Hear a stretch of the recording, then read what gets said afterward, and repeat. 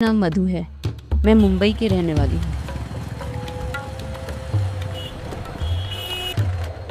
2005 का साल था। मेरी शादी को 2 साल हो चुके थे।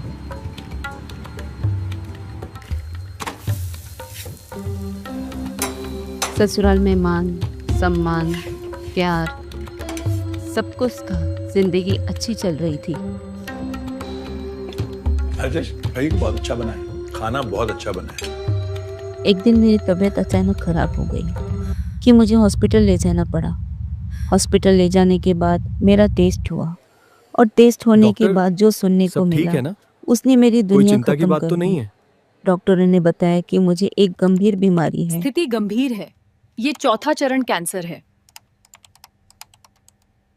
ये मेरी फैमिली को पता चला तो मेरी सारी फैमिली हिल चुकी थी। मेरे ससुराल वाले, मेरे मायके वाले, इन सब ने शुरुआत में तो मुझे बहुत सपोर्ट किया। जल्दी ठीक हो जाओगी, कुछ समय की बात है।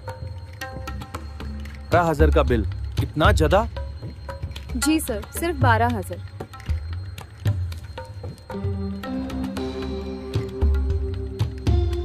उसके बाद धीरे धीरे जैसे मेरी बीमारी का स्टेज बढ़ता गया, उन्होंने मेरा साथ देना छोड़ दिया।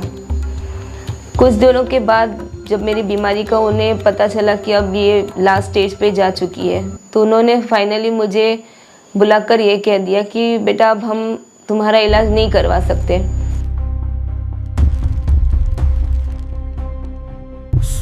बेटा, कब तक तू अपनी सारी कमाई दवाइयों के बिल में देता रहेगा? मेरी बात मान लो, कुछ दिन के लिए इसे मायके छोड़ाओ। देखते हैं वहां के लोग भी इसे कितनी देर तक संभलते हैं। कुछ टाइम के लिए अपनी माँ के घर चली जाओ, तुम्हें थोड़ा बहलाव मिलेगा।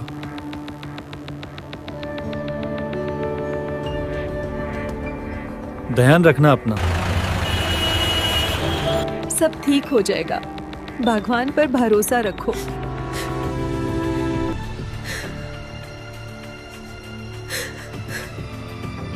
जिनके साथ पली बड़ी, जहाँ से मैं विदा हुई, उनसे मुझे काफ़ी उम्मीदें थी, पर इस बीमारी ने मुझे ये सबक दे दिया कि भाई संसार में तुम्हारा कोई नहीं है। 2003 में जब मुझे पता चला कि मैं कैंसर जैसे बीमारी से पीड़ित हूँ, जो कि मेरे सारे नस और रक्त में फैल चुका है, तो मैंने उनसे कहा कि भाई मुझे आप लोगों की ज़रूरत है।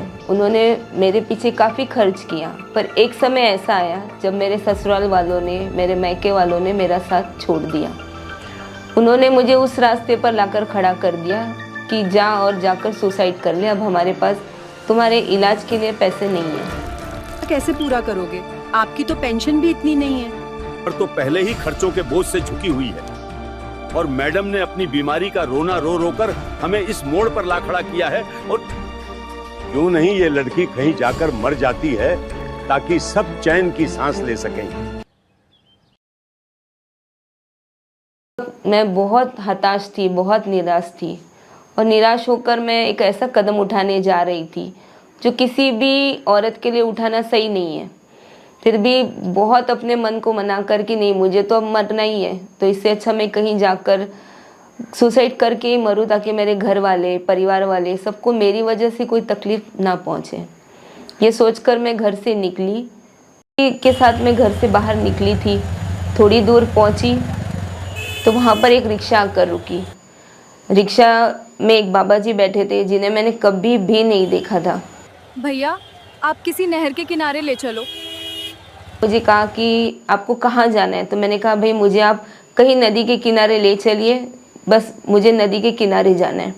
तो उन्होंने कहा आ जाओ, बैठ जाओ। और वो रिक्शे में सारी मतलब ईश्वर की ही चित्रें थी, श्री कृष्ण जी की, राम जी की।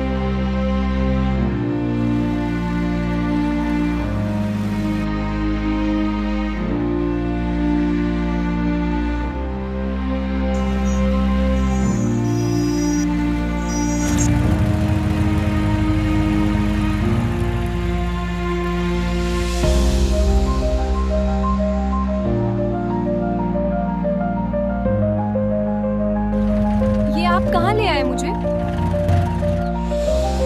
मैंने आपको नहर के किनारे ले जाने के लिए बोला था।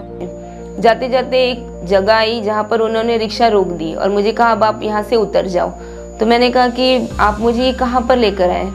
तो उन्होंने कहा कि मैंने तो आपने जहाँ कहा मैं आपको वहीं पर लेकर आया हूँ। मैंने कहा नहीं, ये तो वो जगह नहीं है जहाँ मैंने आपको बताई थी। मैंने तो आपको कहा था आप मुझे किसी नदी के किनारे ले चलिए। तो उन्होंने कहा नहीं, आपने मुझे कहा कि आप मुझे किसी आश्रम में ले चलिए, अब हमें कुछ पता नहीं है, आप यहाँ पर उतर जाइए। मैंने उनसे थोड़ी देर बहस हुई, फिर मैं रिक्शे से उतरी और मैं घूमी थी जेब से पैसे निकालने के लिए पर्स से, इतने में वो रिक्शा अपने आप गायब हो गई। मैं थोड़ी देर खड़ी होकर यहाँ वहाँ देखती रही पर वो रिक्शा मुझे नज़र ही नहीं आई। उसके बाद मैं गेट पर खड़ी होकर 5 मिनट तक मैं देखती रही कि ये क्या है, ये बाबा जी मुझे कहाँ पर लाकर छोड़कर गए हैं, ये कौन थे। और जैसे ही मैं फिर गेट के अंदर गई,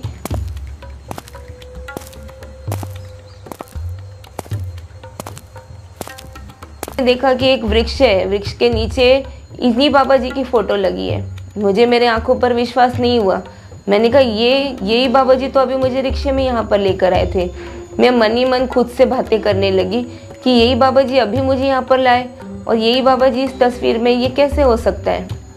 इतने में वहाँ पर एक भाई आए जो आश्रम के संचालक थे उल्लासनगर के। तो उन्होंने मुझे देखा, मैं वृक्ष के नीचे जो बाबा जी की तस्वीर थी उनसे यही बोल रही थी, आप यहाँ भी है, आप रिक्शे में भी थे, ऐसे कैसे हो सकता है। ये बोल बोल कर मैं ज़ोर ज़ोर से रोने लगी। और जब मैं रो रही थी तो वो भाई आए, उन्होंने मुझे कहा बहन आपको कोई तकलीफ़ है, आप रो रहे हो? तो मैंने कहा कि भैया अभी कुछ देर पहले यही बाबा जी मुझे यहाँ पर छोड़ कर गए, तो ये यहाँ तस्वीर में कैसे हो सकते हैं। किसकी तस्वीर है ये? कौन है ये तस्वीर यहाँ क्यों लगाई तो है? वो मुस्कुराए और मुझे कहा ये कोई बाबा जी नहीं है, ये तो हमारे गुरु है संत श्री आशाराम जी बापू। तो मैंने कहा भैया लेकिन अभी थोड़ी देर पहले ये मुझे रिक्शे से यहाँ लेकर आए।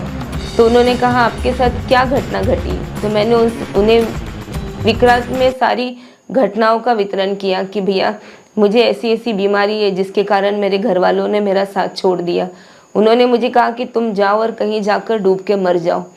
तो मैं घर से निकली, ये बाबा जी मिले, इन्होंने मुझे रिक्शे में बिठाया और यहाँ तक लेकर आए।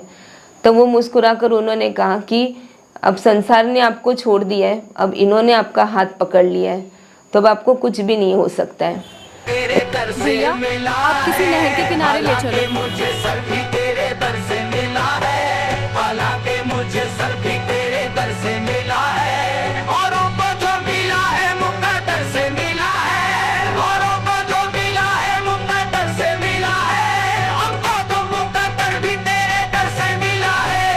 कहाँ ले आए हो मुझे? मैंने नहर किनारे ले जाने को कहा था। मैंने आपको नहर के किनारे ले जाने को